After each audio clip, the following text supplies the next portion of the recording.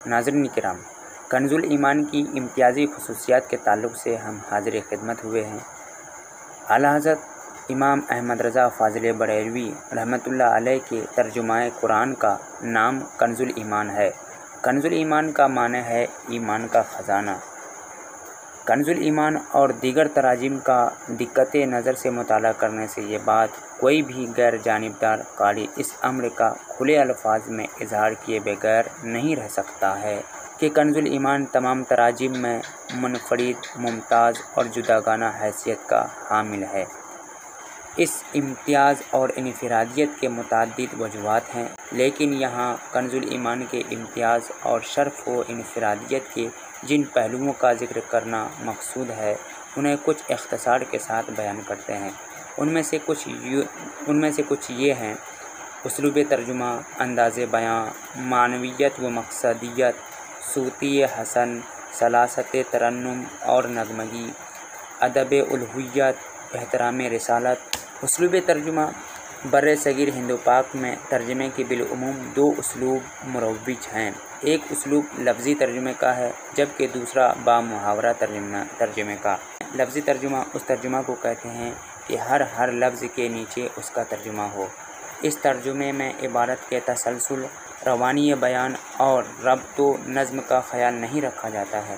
چونکہ ہر لفظ کے نیچے اس کا ترجمہ ہوتا ہے، اس لیے پڑھنے والا قرآن پاک کے ہر لفظ کے معنی سے تو باخبر ہو جاتا ہے، لیکن جب وہ اس ترجمے کو مسلسل عبارت سمجھ کر پڑھنا چاہتا ہے تو عبارت میں تسلسل، روانی اور نظم و ضبط کے فقدان کے باعث اسے تفہیم مطالب میں دقت آتی ہے۔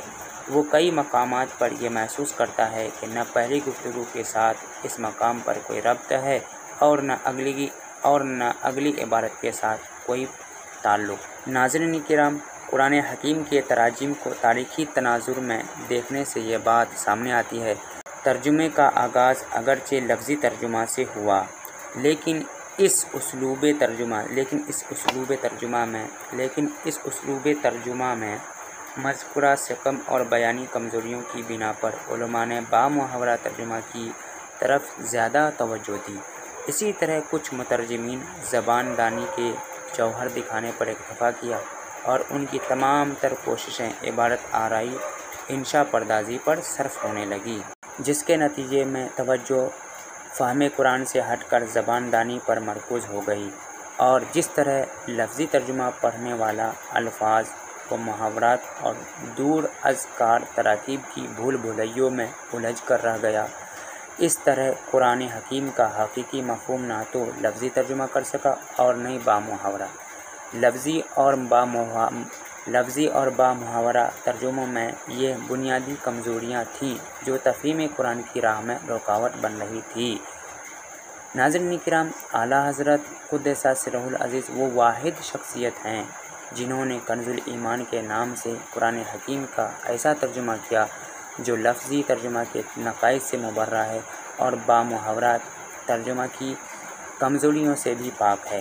کنز الایمان کی خصوصیات ہم دوسری ویڈیو میں پیش کریں گے انشاءاللہ عز و جل۔